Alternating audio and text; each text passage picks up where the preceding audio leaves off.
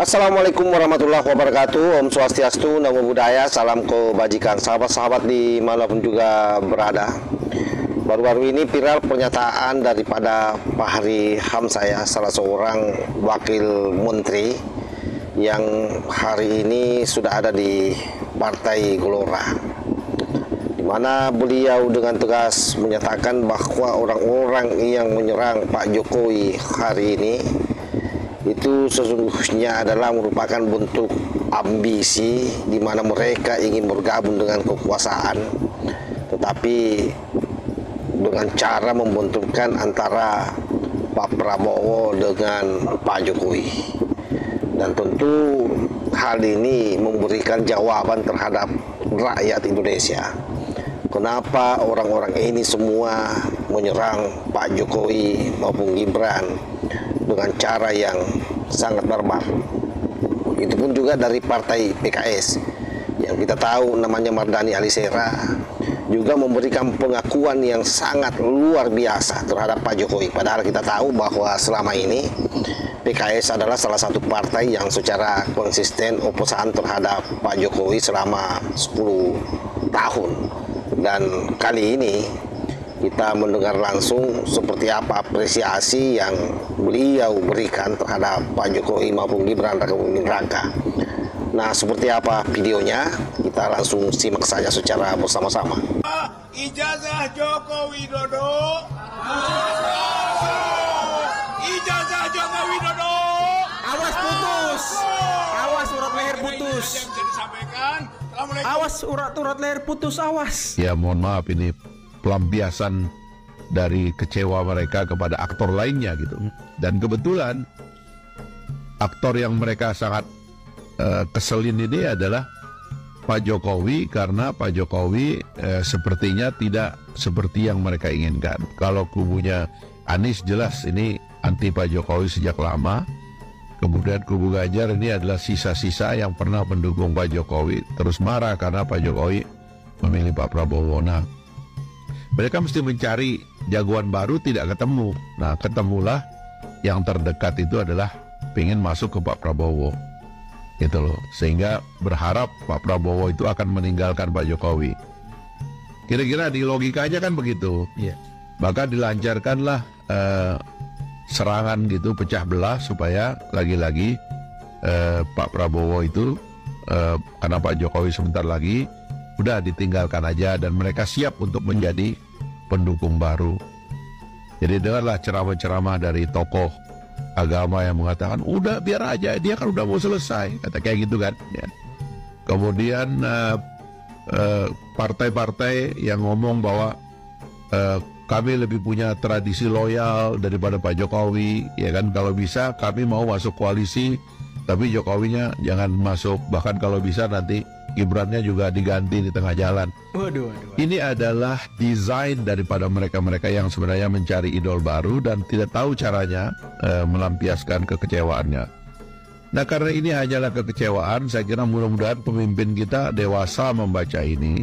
Ini adalah sebenarnya manajemen komunikasi saja. Nanti harus ada komunikasi elit yang justru nuntasin ini, Bang. Supaya rakyat itu juga tahu kalau kita berbeda itu sebenarnya beda apa sih sebenarnya gitu. Kan beda jalan pikiran, beda cara kita melihat persoalan. Betul. Bukan perbedaan kalau nggak bersama dia berarti kita beda. Nggak begitu, karena orang ini kan aktornya berubah-ubah.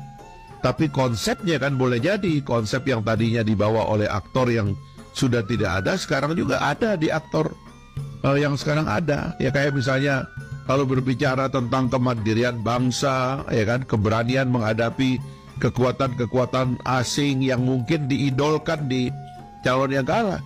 Tapi coba berpikir, apa Pak Prabowo bisa diragukan soal seperti itu? Kan tidak, ya sudah. Karena gagasannya sama, ya kita ikut, kan gitu kira-kira. Nah, apalagi kalau kita bicara payung besarnya rekonsiliasi, justru kita ingin mau mulai tradisi agar antara pemimpin yang lama dengan yang baru itu terus bersatu, bahkan merangkul yang lain-lainnya. Karena dunia memerlukan persatuan para pemimpin di Indonesia. Abang? Wah, luar biasa ya. Keren banget Bung Fachri Hamzah, teman-teman. pertemuan Jokowi Prabowo anak kalau abah saya sih meradang. melihat rata-rata secara umum kalau Pak Prabowo dengan Pak Jokowi ini bertemu, ini kan sebenarnya pertemuan dua sahabat lama yang saya kira memang sudah melakukan kerjasama politik di pemilu di 2024. Jadi mau bertemu setiap hari, setiap saat, mestinya bukan menjadi gosip politik yang misalnya mendapatkan respon dari berbagai kalangan. Tapi yang kedua yang sebenarnya secara prinsip pertemuan semacam ini tentu tidak lahir dalam ruang hampa. Pesan-pesannya banyak, misalnya banyak pihak yang mendengarai ini kan menjadi penegas bahwa sebenarnya hubungan politik antara Pak Prabowo Subianto dengan Pak Jokowi itu baik-baik saja. Karena dulu waktu terjadi reshuffle beberapa minggu yang lalu, itu kan dikesankan ada hubungan yang tidak baik. Ya. Ada disharmonisasi hubungan antara Solo dengan Kertanegara. Karena konon ada sejumlah menteri dan bahkan mayoritas menteri-menterinya itu disebut sebagai Jokowismen. Seperti Pak Budi Ari, Sri Mulyani, dan seterusnya, dan seterusnya. Publik menangkap ada gonjang-ganjing, ada sesuatu yang terputus dalam komunikasi ini. Tapi pertemuan kemarin tanggal 4 ya, bulan Oktober, hari Sabtu, ini kan mempertebal bahwa sebenarnya kedua tokoh ini melampaui hubungan-hubungan yang disebut dengan gonjang-ganjing terkait dengan reshuffle kabinet yang kemarin ya. Nah yang ketiga, tentu publik juga menerka, ini pasti ada sesuatu yang dibicarakan secara spesifik dan pembicaranya itu tentu tidak bisa lewat telepon, Ya, karena tidak tertutup. bisa lewat Zoom, dan tentu saja banyak sekali off the record-nya yang tidak diketahui oleh publik. Nah, soal apa materi pembicaraannya, tadi Pak Pras mengatakan ya ada sesuatu tentang kebangsaan. Kalau istana saja sudah tidak membocorkan apa yang diomongkan, apalagi orang luar tadi. Paling cuma nebak-nebak, oh ini paling bicara tentang situasi dan kondisi hari ini yang terus berkembang ya, ada demonstrasi, ada protes, situasi ekonomi, soal itu yang menarik. Soal apa namanya terkait dengan supremasi hukum dan seterusnya. Itu yang menarik tadi. Anda langsung singgung. Ini Tapi ya kalian sudah lihat kan, setelah pertemuan antara Pak Prabowo dan Pak Jokowi ini banyak sekali spekulasi-spekulasi yang muncul di luar sana ya kan. Banyak banget. Apalagi dari para pengamat-pengamat politik yang katanya dapat info A1 lah, A5 lah, A10 lah, A100 lah. Ada nggak jelas yang orang-orangnya tuh. Kalau melihat Pak Jokowi itu, saya dari awal sudah mengatakan do not underestimate with this guy. Beliau bukan ketua umum partai, bukan pengusaha, bukan orang kaya, bukan juga orang yang punya banyak koneksi, tapi 2 periode bisa memimpin Indonesia spesial. don't underestimate ini dari tahun 2014 ya? Dari tahun 2014. Dari 2014. Udah diramalkan ini orang sembarangan. Dan terbukti 2 periode lancar. Itu kelebihan Pak Jokowi itu sangat detail membaca survei. Kelebihan Pak Jokowi selalu memprediksi 2-3 langkah ke depan, dan itu baik buat kita cermati. Tetapi lagi-lagi Pak Prabowo sudah sangat jelas bahwa apakah 2 periode tidak, lihat saya punya performance dan nanti saya akan memutuskan apakah 2 periodenya bareng Gibran atau tidak. Itu sangat tergantung kepada Pak Prabowo kalau mau 2 periode.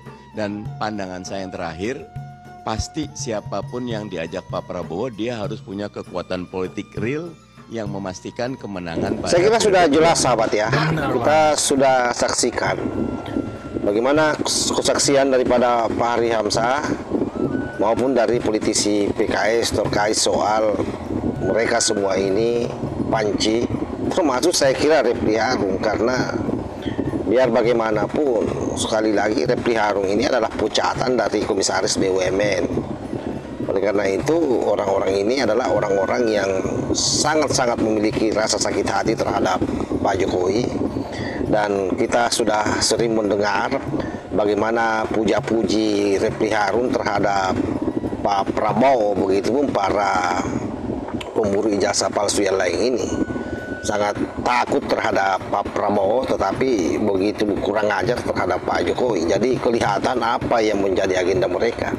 Pada sisi ini memang sudah terkonfirmasi bahwa target daripada mereka ini adalah bagaimana memecah belah antara Pak Jokowi dengan Pak Prabowo, di mana melihat pertemuan antara Pak Prabowo dengan Pak Jokowi ini menurutnya hal yang sangat biasa sekaligus menjadi hal yang luar biasa, karena bicara soal bagaimana konsensus untuk membangun Indonesia ini memang harus lebih banyak berdiskusi di kalangan tokoh bangsa, terutama para mantan-mantan presiden, supaya agenda-agenda Indonesia ke depan ini semakin fokus dan tidak akan ketinggalan dengan dunia internasional. Nah, oleh karena itu para pemburu ijazah palsu ini, saya yakin dengan melihat video ini dia akan sakit hati. Sebab bagaimanapun juga apa yang dipertontonkan oleh Panji CS sampai hari ini lebih pada huru hara memang, yang ujung-ujungnya itu adalah provokasi dan bahkan bisa menjadi tindakan makar, sahabat. Kalau sudah mengarah pada orang-orang yang kita sinyalir ya bahwa mereka adalah ex-HTI yang memang tidak mencintai Indonesia, yang ingin mengganti Pancasila dengan khilafah. Boleh jadi itu akan menjadi agenda tambahan bagi mereka bila mana di plan A gagal. Saya kira demikian ya. Wallahul muwaffiq ila aqwamit thoriq. Wassalamualaikum warahmatullahi wabarakatuh.